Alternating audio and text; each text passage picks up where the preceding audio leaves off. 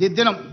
ఇదే కాదు, ఈరోజు సోలార్ విద్యుత్తు ఇంటికి ఉచిత విద్యుత్తు తీసుకోవడం కాదు, ఇవాళ సోలార్ విద్యుత్తు అంబానీతో పోటీ పడే విధంగా 1000 మెగావాట్లు సోలార్ విద్యుత్ ఉత్పత్తి చేసే కాంట్రాక్టు ఒప్పందాలు మా ఆడబిడ్డలకు ఇచ్చి ఈరోజు ప్రభుత్వంతో ఒప్పందాలు చేసి కోట్ల రూపాయల వ్యాపారం సోలార్ విద్యుత్ ఉత్పత్తి ఈరోజు 1000 మెగావాట్లు మా ఆడబిడ్డలకి ఇవాళ ఇచ్చిన. మా అక్కలకు ఎప్పుడైనా నువ్వు ఇట్లా చేయాలని ఆలోచన చేసినవా చంద్రశేఖరరావు? నీకు ఆలోచన వచ్చిందా? పెట్రోల్ బంకులు ఇచ్చినాం, సోలార్ విద్యుత్ ప్లాంట్లు ఇచ్చినాం, ఆర్టీసీలో ఆడబిడ్డలకు ఉచిత ప్రయాణానికి సౌకర్యం కల్పించినాం. మా అక్కలు కురుమూర్తి జాతర పోవాలంటే, లేకపోతే వనపర్తి నాగవరం జాతరకు పోవాలని, రాజనగరం జాతరకు పోవాలంటే ఇంటి ఆయన నగదు ఇవ్వాలి. ఆయన లేవుపో మళ్ళీ చూద్దామంటే మళ్ళీ ఎన్నడో వచ్చినాడు. అమ్మగారింటికి దసరాకో దీపాలకు పోయొస్తా అంటే ఇప్పుడు కిరాయి పైసలు ఏడున్నాయి పో అనేటోడు. అమ్మవారిని దర్శించుకోవాలన్నా, అమ్మగారి ఇంటికి పోవాలన్నా మా అక్కలు అడుక్కునే పరిస్థితి. ఇవాళ ఆర్టీసీ బస్సు నేను మీ తమ్ముడు ముఖ్యమంత్రి అయినాక మా అక్కల్ని అందరూ నడుతున్న, ఇక్కడ ఉన్నోళ్ళని అక్కడ ఉన్నోళ్ళని ₹1 ఎవరన్నా అడిగినరా అక్క? బస్సులో మిమ్మల్ని ఎవడన్నా మిమ్మల్ని రూపాయి అడుగుతా మీ తమ్ముడు ఫోటో చూపించురుగో, మా తమ్ముడు ఈడు ఉన్నాడు, పోయి మా రేవంత్ దగ్గర తీసుకోపోండమ్మా, మా కిరాయి పైసలు మా తమ్ముడు ఇస్తాడని. ఇవాళ ఏడికి పోయినా మీకు ఉచితంగా బస్సులో పోయే ప్రయాణం మీ తమ్ముడు తెచ్చిండు కదా అక్క, తెచ్చిండా లేదా?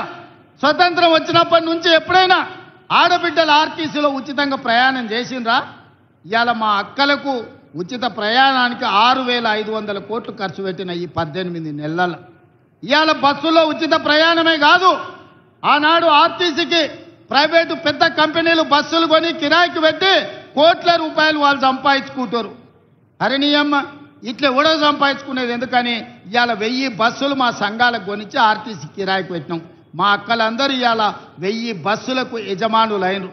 ఉచితంగా బస్సు ప్రయాణం కాదు, 1000 బస్సులకు యజమానులై ఈ బస్సులు మావి అని మా ఆడబిడ్డలు ధైర్యంగా గుండె మీద చేసుకొని చెప్పేటట్టు ఇవాళ తీర్చిదిద్దిన మా అక్కల కోసం నేను కష్టపడుతున్నాను. ఎందుకంటే ఇంట్లో అక్క కష్టం నాకు తెలుసు.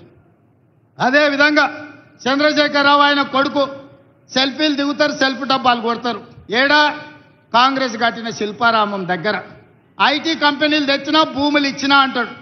నువ్వు ఐటీ కంపెనీలు తెచ్చి భూములు ఇచ్చినవో లేదో కానీ మా ఇందిరా మహిళా శక్తికి 100 కోట్ల రూపాయల భూమి హైటెక్ సిటీ పక్కన శిల్పారామాన్ని ఆనుకొని ఎకరాల కొద్ది భూమి ఇచ్చి 150 షాపులు తెరిపించి గ్రామాలల్లా, తండాలల్లా, గూడాలల్లా మా ఆడబిడ్డలు తయారు చేసిన వస్తువులు, తిను బండారాలు ఇవాళ శిల్పారామం పక్కన ఈరోజు ప్రదర్శన పెట్టి ప్రపంచంతోనే మా ఆడబిడ్డలు పోటీ పడుతురు. మా అక్కలు మా చెల్లెళ్ళు తయారు చేసిన ఉత్పత్తి వస్తువులను భారత్ సమ్మిట్ ద్వారా 108 దేశాల నుంచి దిగ్గజాలను పిలిపిస్తే అక్కడికి వచ్చి మా అక్కలు చేసిన పనులను అన్ని చూసారు. ఇదే కాదు, మొన్న జరిగిన ప్రపంచ సుందరి పోటీలు జరిగినాయి. ప్రపంచంలోనే సుందర పోటీలు హైదరాబాద్లో జరిగితే 118 దేశాల నుంచి వచ్చిన వాళ్ళు అక్కడ స్టాల్స్, ఇందిరా మహిళా శక్తి స్టాల్స్ మా అక్కలు నిర్వహిస్తుంటే అక్కడికి వచ్చి 3 గంటలు ఉండి మా అక్కలు వ్యాపారం ఎట్లా చేస్తుర్రు, మా అక్కలు వస్తువులు ఎట్లా ఉత్పత్తి చేస్తుర్రు ప్రపంచ దేశాల నుంచి వచ్చి చూసి మా అక్కల నుంచి నేర్చుకొని పోయినరు. ఎన్నడన్నా చంద్రశేఖరరావు నువ్వు ఆలోచన చేసినవా? నీ బిడ్డకు బంజారాహిల్స్లో బంగ్లా కట్టాలనుకున్నావు, నీ కొడుకు జన్వాడలో ఫామ్ హౌస్ కట్టియాలనుకున్నావు, కానీ మా ఆడబిడ్డలకు హైటెక్ సిటీ పక్కన వ్యాపారం చేసుకోవడానికి నువ్వు ఏదైనా ఒక గుంట భూమి అయినా, ఒక గజం భూమి అయినా ఇవ్వాలనుకున్నావా? 3.5 ఎకరాలు నేను 100 కోట్ల రూపాయల భూమి మా అక్కలకిచ్చి 150 షాపులు కట్టి వాళ్ళు ఉత్పత్తి చేసే వస్తువులను అక్కడ ప్రపంచ దేశాలకు ఎగుమతి చేసే విధంగా ఇవాళ మా అక్కలను తీర్చిదిద్దే ప్రయత్నం చేస్తున్నా. అందుకే నేను చెప్పిన నా జీవిత లక్ష్యం 2035 నాటికి దేశంలో మన తెలంగాణ $1 ట్రిలియన్ ఎకానమీ చెయ్యాలంటే మా 1 కోటి మంది ఆడబిడ్డలు కోటీశ్వర్లు కావాలని ఒక లక్ష్యంగా పనిచేస్తున్నా.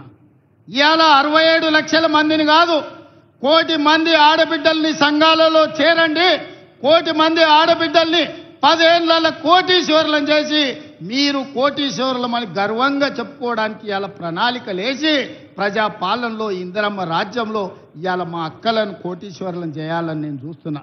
ఎన్నడన్నా ఈ ఆడబిడ్డల చేతుల 10 రూపాయలు ఉండాలని నువ్వు ఆలోచన చేసినావా చంద్రశేఖరరావు? ఎప్పుడన్నా నువ్వు మానవత్వంతో ఒక్క ఆలోచన చేసినవా?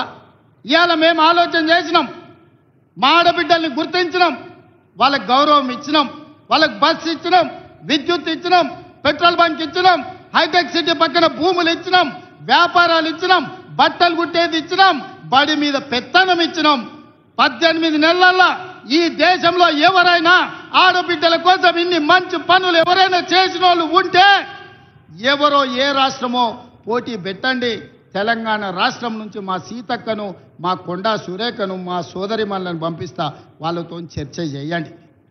ఇవాళ అక్కలను అందరినీ కూడా ఈరోజు చైతన్యవంతులను చేసి వాళ్ళ పిల్లల్ని చదివించుకునేటట్టు చేసి ఇవాళ మనం ఒక దిశగా వెళ్తుంటే చంద్రశేఖరరావు కుటుంబానికి దుఃఖం వచ్చింది, ఆరోగ్యం పాడైంది, దవాఖానలో పోయి షరీక్ అవుతారు. నేనేం చేస్తానే? నీ కడుపు నుండే విషం పెట్టుకుంటే నేనేం చేస్తా? డాక్టర్లు కోసి తీసి విషం తీసి బయట వేస్తారు, అంతేనా? కడుపులో విషం ఉంటే డాక్టర్ ఏం చేస్తాడు? దవాఖాన పోతే కోసి విషం తీసి బయట వేస్తాడు. కడుపులో కంతి అయితే ఏం చేస్తారు అక్క? దవాఖాన పోతే మనకు తెలుసు కదా, ఊర్లలో కడుపులో గడ్డ అయింది అనుకో, ఆ గడ్డ కోసి తీసి బయట వేస్తారు. మీ కడుపులో విషం నింపుకుంటే ఏం చేస్తారు? దవాఖాన పోతే కోసి బయట వేస్తారు. ఇలా కడుపు నిండా విషం పెట్టుకొని మా ఆడబిడ్డల అభ్యున్నతి మీద ఇవాళ దుఃఖం గురించి మాట్లాడుతారు. ఇక నిరుద్యోగ యువకులు ఆనాడు అగ్గికి ఆవుతైన వాళ్ళు కొందరు, ఉరి కొయ్యలకు వేలాడి ఉరేసుకున్న వాళ్ళు ఇంకొందరు, రైలుకు ఎదురేగి ప్రాణ త్యాగాలు చేసిన వాళ్ళు ఇంకొందరు. తెలంగాణ ఉద్యమంలో ఉస్మానియా కాకతీయ యూనివర్సిటీల విద్యార్థులు వీరులై ఆకాశానికి ఎగిరినరు, తారలై ఆకాశంలో మెరిసినరు తెలంగాణ రాష్ట్రం కోసం. వాళ్ళు కొట్లాడిందే కొలువుల కోసం. 2 లక్షల కొలువులు ఖాళీలు ఉంటే ఆ కొలువులు నింపలే. నీ బిడ్డ ఎంపీ కోడిపోతే ఎంబడే ఎమ్మెల్సీ ఇచ్చినావు. నీ చుట్టం